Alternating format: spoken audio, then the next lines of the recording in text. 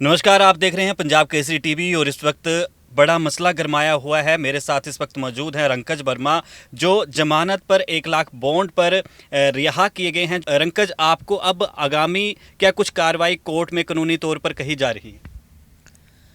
Sir भी कार्रवाई तो कुछ नहीं, क्योंकि मुझे भी ज़्यादा कुछ पता नहीं है क्या कही है। जी। तो इसका मुझे भी कुछ पता नहीं है, क्योंकि मैं कल ही निकला हूँ तो कि आगे। आपको जो जमानत मिली है वो तो बॉन्ड पर मिली है। जी जी बिल्कुल। तो उस संबंध में अब आपकी आगे की लड़ाई क्या होगी? सर आगे की लड़ाई, अभी केस चल रहा है, कह रहे कि भी इन्वेस्टिगेशन चल रही है। बाकी मुझे बेल पूरी तरह से मिल चुकी है। जी। आगे की कार्रवाई ये रहेगी कि मुझे भी अब कुछ इंसाफ चाहिए कि क्यों मेरे साथ ये सब कुछ किया गया है। मेरा कोई कसूर नहीं था, मेरा किसी के साथ कोई लिंक नहीं था, लेकिन फिर भी मेरे साथ 20 दिन तक मुझे जेल में रखा गया है, क्यों? तो तो वही तो मुझे हम जानना चाहते हैं ना कि एसआईटी ने आपसे क्या पूछा था जब पहले दिन आपको रिमांड पर भेज दिया गया और फोटो का जिक्र बार बार आया। तो एसआईटी ने क्या सवाल किया आप तीनों से, और उस लड़की ने जिन वीडियो का जिक्र किया, क्या वीडियो आपने देखी हैं? नहीं, मैंने कोई वीडियो नहीं देखी है जी। कुछ भी। और लड़की ने मुझसे कहा है, सबसे हमारे को बोला कि मैंने किसी को वीडियो नहीं भेजी, ना बनाई है। जो हमारे सामने कहा है, ना बनाई है, ना किसी को वीडियो भेजी है, ना मुझे भेजी है, ना सन्नी मेहता को भेजी है। हम्म। उस टाइम हम दो थे वहाँ, तो किसी को कोई वीडियो नहीं भेजी है। हम्म। ना हमें कुछ पता है हमने कोई वीडियो देखी है, ना कुछ इस तरह का हमें पता है।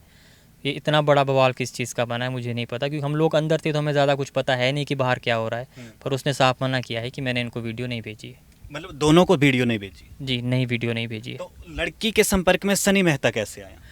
वो पहले से कांटेक्ट में थे, उनका कुछ मतलब एक दूसरे को जानते थे। वो जी। वो एक दूसरे को जानते थे, काफ़ी पहले जानते हो गए। हम्म। तो इस वजह से वो लोग कांटेक्ट में थे, पर मेरा उनके साथ किसी के साथ कोई कांटेक्ट नहीं था। नहीं, आप एक ही बैरक में थे। आप फौजी वो संजीव जो अरुणाचल प्रदेश से गिरफ्तार हुआ है और सनी मेहता एक ही बैरक में थे? हाँ, कुछ दिन हम एक ही इसमें थे। हम्म। कुछ दिन उसके बाद संजीव को सीआई वाले ले गए थे, हम्म। और बाकी मैं और सनी हमेशा एक ही इसमें थे। हम्म।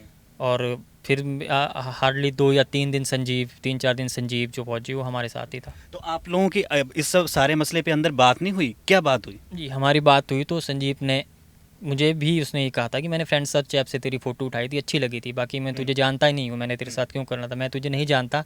मैंने तेरी फ़ोटो उठाई है और लगाई है। हम्म। बस ये ज़्यादा बात कुछ हुई नहीं। बाकी केस चल ही रहा था, सब कुछ बाकी सब पता था सबको। जी। तो सनी क्या संजीव को जानता था पहले से? नहीं, सन्नी ने भी मना किया है। सन्नी भी संजीव को नहीं जानता है, ना ही मैं जानता हूँ, क्योंकि वो जम्मू का है। हम्म। बेसिकली उसने कहा कि वो जम्मू का रहने वाला है, अरुणाचल प्रदेश में उसकी पोस्टिंग हुई है, तो उसके साथ हमारा लिंक दूर दूर तक हो ही नहीं सकता है। तो संजीव क्या उस लड़की को जानता था जो आरोपी है, मुख्य वीडियो पे जो आई थी? लड़की, हाँ संजीव उस लड़की को जानता है। हम्म। वो मेरी डीपी लगा के उसी से बात करता था। हम्म। हाँ वो जानते, एक दूसरे को जानते हैं। पर मे भी वो ऐसा था, जो लड़की वो थी, जब वीडियो कॉल अगर वो करते थे तो वो कभी सामने अपनी शक्ल नहीं दिखाता था उसको। बाकी वो एक दूसरे को क्योंकि नंबर वो संजीव का ही है जिसमें मेरी फ़ोटो लगी है। अच्छा। और तो संजीव, सनी और वो लड़की, वो तीनों एक दूसरे को जानते हैं या वो भी नहीं जानते? सनी भी नहीं जानता दोनों को? नहीं, सनी लड़की को जानता है, संजीव को नहीं जानता है। तो मतलब लड़की जो है वो तीनों साइड से कनेक्टेड है लड़की तीनों साइड से कनेक्टेड है। और आपसे उसका कोई संपर्क? मेरा उन तीनों से दूर दूर तक कोई संपर्क नहीं। देर रात जब चंडीगढ़ यूनिवर्सिटी के हंगामे की वीडियो सामने आने लगी, तब आपको पता लगा, आपके भाई को पहले पता लगा या किसको पहले पता लगा? क्योंकि सुबह तक ये राष्ट्रीय न्यूज़ चैनलों पे खबर चल पड़ी थी। पहले नहीं, किसी को भी पता नहीं चला। मुझे खुद पता नहीं था, क्योंकि मैं बिज़ी था। जी। तो मैंने सिर्फ थोड़ी सी न्यूज़ ऐसी देखी थी, पर मैंने ध्यान नहीं दिया, मुझे कुछ पता नहीं था। मुझे दूसरे दिन सुबह पता चला है, जब मुझे मेरे दोस्त का कॉल आया है कि आपकी फ़ोटो वायरल हो रही है यार, सीयू वाला कांड है, बहुत बड़ा कांड है, उसमें आपकी फ़ोटो वायरल हो रही है, बहुत बड़ी बात है, आप इसका कुछ करो। तब मैंने देखा तो मैं खुद परेशान हो गया कि ये सब क्या हो रहा है मेरे साथ। फिर मैंने अपने आप को संभाला और मैं सीधा पुलिस स्टेशन गया हूँ। मैं कहा सर इस पर कार्रवाई करो, लेकिन वहाँ भी उन्होंने मतलब एकदम लाइटली बात ले ली, बिल्कुल लाइटली बात ली। उसमें कोई ये नहीं किया। मैं समझाता रहा उनको, मैं कहा इस पर आप कार्रवाई करो, और मेरे को भेज दिया अपने मोहाली पुलिस के साथ।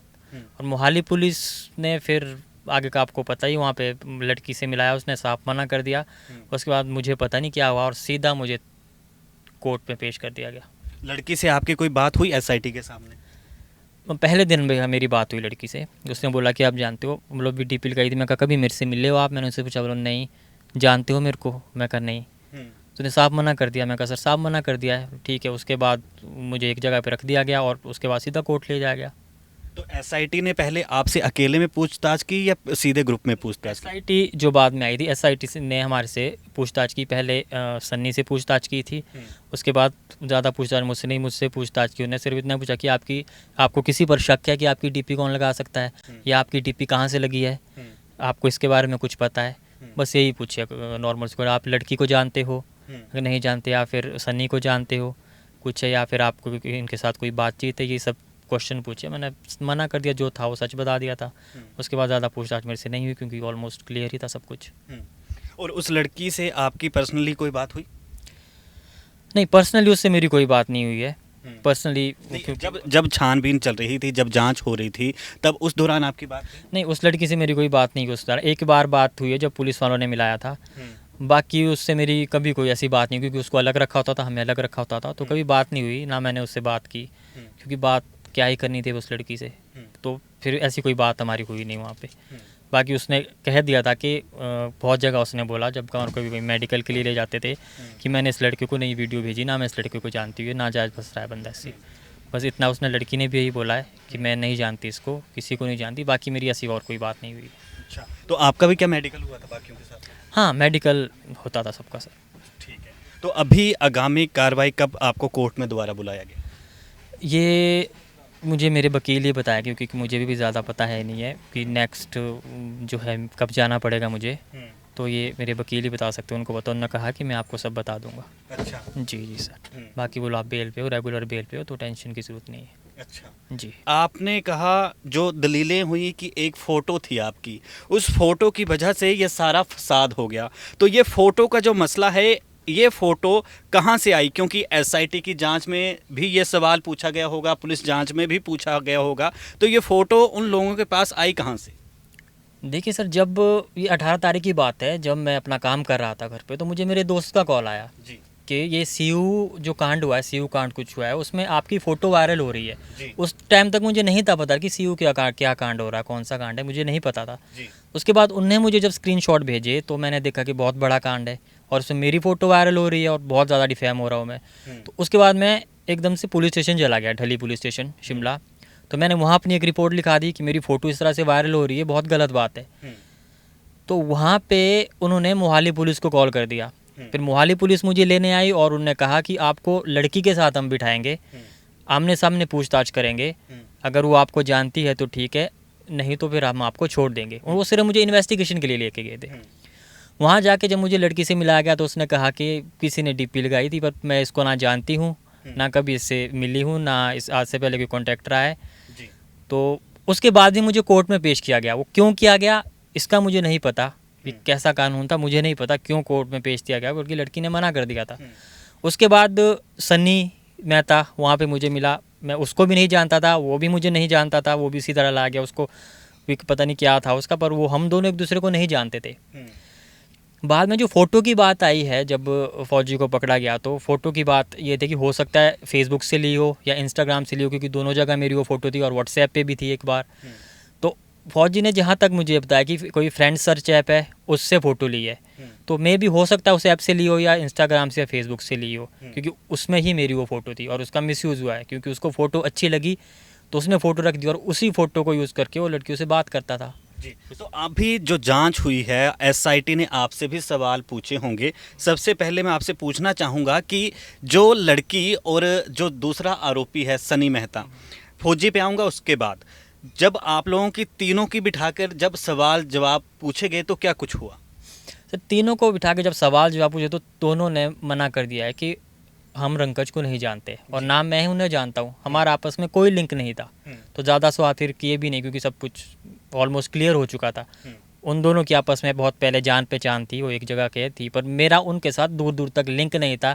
ये सनी मेहता ने भी माना है, उस लड़की ने भी माना है। जी। तो जब आपकी सनी मेहता ने जिस ऐप का जिक्र किया, आप जिस ऐप के बारे में बता रहे हैं, फ्रेंड सर्च ऐप, आपने इससे पहले कभी इस्तेमाल की है? नहीं, वो ऐप मैंने इस्तेमाल नहीं की है। जहाँ तक मुझे बताया, उस ऐप में कुछ अगर नंबर डालो कुछ सीरियल, तो बहुत तो सबका या प्रोफाइल कुछ आ जाती है इस तरह से, तो वहाँ से जो व्हाट्सएप पे फ़ोटो लगी होती है वो निकल जाती है, फिर वो आप डाउनलोड कर सकते हो और यूज़ कर सकते हो उसको। ये फौजी ने बोला था एक्चुअली, सन्नी मेहता ने नहीं कहा। आपने थोड़ी देर पहले बोला कि जब आपको कोर्ट में पेश कर दिया गया तो आप ये भी बोलते आ रहे हैं कि ढली में आपके भाई पंकज का बयान आया था कि ढली पुलिस स्टेशन में आप खुद गए थे वहाँ पे जब आपने फ़ोटो देखी, तो उसके बाद आप मोहाली पुलिस के संपर्क में आए तो वहाँ पे आपकी गिरफ्तारी हुई, लेकिन कानूनी 41A के तहत कार्रवाई होती है। तो आपको क्या पता नहीं था कि आपकी गिरफ्तारी हो चुकी है? नहीं सर, मुझे बिल्कुल नहीं पता था कि गिरफ्तारी हुई है क्या। मुझे तो इन्वेस्टिगेशन के लिए लेके गए थे नीचे। मुझे तो ये भी नहीं, मुझे तो एकदम से बोला कि चलो जी कोर्ट जाना है, कोर्ट हमारे को कोर्ट ले गए, बल्कि लड़की ने भी मना कर दिया था, सीधा कोर्ट ले गए। हमें नहीं पता था कि गिरफ्तारी क्या हो रही, ना हमें इसके बारे में ज़्यादा नॉलेज थी, मुझे नहीं पता था कि गिरफ्तारी हुई है मेरी। तो आपको पुलिस ने क्या कुछ सहयोग किया? क्योंकि आपके भाई का पंकज का बयान आया था कि वो जब देर शाम पहुंचे थे पुलिस थाने, तो वहाँ पर पुलिस वालों ने कैसे पंजाब पुलिस के संपर्क में आए? आप वहाँ पर बैठे भी रहे काफ़ी घंटे। जी नहीं, मैं पुलिस वालों का, देखो पुलिस वालों ने सर अपना काम किया, मैं नहीं बोलता, मुझे नहीं पता वो इस तरह से मुझे क्यों कोर्ट ले गए, लेकिन वहाँ पुलिस ने हमसे कोऑपरेट मांगा था और हमने कोऑपरेट किया। पुलिस वालों ने हमारे साथ कोई टॉर्चर नहीं किया, कोई ऐसी बात नहीं की जो कि गलत हो, कोई टॉर्चर नहीं किया, कोई कुछ नहीं किया। बंदे को बहुत दूर से पकड़ के लाए और बाकी हमारे साथ ऐसा कुछ नहीं किया। पुलिस ने कोऑपरेट किया और बहुत रिस्पेक्ट से रखा है, और ऐसा कुछ भी नहीं किया उन्होंने कि हमारे साथ हमारे को कोई टॉर्चर किया हो उन्होंने या कुछ किया हो। तो उन्होंने कोऑपरेट मांगा, हमने भी कोऑपरेट किया कि अगर सच में वो बंदा ऐसा है, इतना गलत काम कर रहा है, तो वो पकड़ा जाना चाहिए। क्योंकि सच में अगर वीडियो ऐसा बनी होगी कोई, मुझे खुद पता नहीं, क्योंकि मैं वैसे भी अंदर था, अगर ऐसा कुछ हुआ है तो पकड़ा जाना चाहिए असली बंदा, क्योंकि बहुत लड़कियों की इज्जत का सवाल होता है ऐसे। अगर हुआ है ऐसा कुछ तो हम भी कोऑपरेट ही कर रहे थे और कुछ नहीं। बट मैंने पूरे 20 दिन जेल में काटे, जो कि बहुत टफ टाइम होता है किसी के लिए भी, बहुत हिम्मत चाहिए होती है इस चीज़ के लिए। तो बस यही कुछ हुआ है और 20 दिन बाद में बाहर निकला हूँ। बाकी 20 दिन आप वहाँ पे रहे, और 20 दिन पहले जब आपने बाहर की एक दुनिया देखी थी, आप पुलिस स्टेशन गए थे, तो उससे पहले क्या आपने वो वीडियो देखी थी जो चंडीगढ़ यूनिवर्सिटी की एक लड़की की बाकी लड़कियों के द्वारा वायरल की गई थी? नहीं, मैंने वीडियो नहीं देखी थी सर, वो मैंने वीडियो नहीं देखी थी। बस हाँ, मैंने थोड़ा सा देखा कि एक कोई वार्डन है, एक लड़की का को कुछ बोल रही थी कि तूने ऐसा क्यों किया। बस मैंने हार्डली 10 सेकंड के लिए वीडियो देखी थी, फिर मैंने मैंने ध्यान नहीं दिया। मैं कहा पता नहीं क्या है ये, मैं छोड़ देता हूँ, मैं अपने काम में लग गया था। फिर दूसरे दिन जब मैं सुबह सो के उठा तब मेरे साथ ये सब कुछ हुआ है कि ये जो वीडियो मैं कल थोड़ी सी ऐसी चेक कर रहा था, इसमें तो मैं ही फंसा हूँ ऐसे बिना किसी मतलब के। तो बाकी मुझे नहीं पता था कि एक्चुअली में है क्या कांड ये, मुझे बिल्कुल भी इस बारे में कोई नॉलेज नहीं थी। तो ऐसी चीज़ों पे अंकुश कैसे लगेगा? मुख्य सवाल, क्योंकि कानूनी आप लड़ाई लड़ रहे हैं, और ऐसी वीडियो जब आई तो उसके बाद बहुत सारे स्टेट्स हैं वहाँ से भी बाहर निकल के आई। देखिए ऐसे वीडियो क्या होता है कि मीडिया ने इतना सब कुछ बोल दिया, इतना सब कुछ उछाल दिया बिना कुछ सोचे, बिना कुछ समझे। किसी के, सोशल मीडिया ने खासकर, कुछ भी किसी ने फ़ोटो डाल दी और सब ने उस पर, किसी ने कोई इन्वेस्टिगेशन नहीं की, किसी को कुछ पता नहीं है, बस बोल दिया कि ये लड़का है, बस इसको पकड़ो, इसको मारो। लेकिन असली सच्चाई क्या है ये किसी को पता नहीं है। तो मैं यही बोलना चाहूँ कि सोशल मीडिया का अगर यूज़ कर रहे हो तो अच्छी चीज़ों के लिए करो, गलत चीज़ों के लिए मत करो। पहले पूरी जानकारी लो कि असली बात क्या है, क्योंकि आपका एक गलत कमेंट ना किसी की भी पूरी ज़िंदगी बर्बाद कर सकता है। अब जिस सिचुएशन से मैं निकल के आया हूँ, सबके बस की बात नहीं है सिचुएशन से निकल के आना, कि बहुत टफ होता है, खासकर एक इनोसेंट बंदे के लिए। सोशल मीडिया किसी की ज़िंदगी अगर बनाता है तो वो बर्बाद भी कर देता है, उसका सही यूज़ होना चाहिए। और अपनी फ़ोटो वगैरह, डीपी वगैरह आप लॉक करके रखो सब कुछ, क्योंकि आपकी छोटी सी गलती ना आपकी पूरी लाइफ बर्बाद कर सकती है। आप कभी वापस नहीं आ सकते सिचुएशन से। मेरे साथ मेरा भाई खड़ा था, मेरा परिवार खड़ा था, लेकिन सबके साथ ऐसा नहीं होता है, वो कभी बाहर नहीं आते, वहाँ की लाइफ बहुत बेकार है। आप तो इस तरह से इससे बच के रहो। सोशल मीडिया में भी ऐसा होना चाहिए कि इस तरह की खबरें जिसका कोई प्रूफ नहीं, कुछ भी नहीं है, इस तरह बिना बढ़ा चढ़ा के मत बोलिए। पहले पूरी सच्चाई जानिए, उसके बाद करिए, फिर सब सपोर्ट में आते हैं। अब मेरे बारे में इतना सब कुछ छापा, इतना सब कुछ बोला, इतना डिफेम किया, आज सब कुछ क्लियर हो गया है। आज कौन सपोर्ट में आएगा? मेरे लोग गालियाँ दे के चले गए, वो कभी वापस सपोर्ट में नहीं आएगा। बड़े बड़े लोगों ने कमेंट किए, वो अब कोई सपोर्ट में नहीं आएगा, काम हो गया है बस।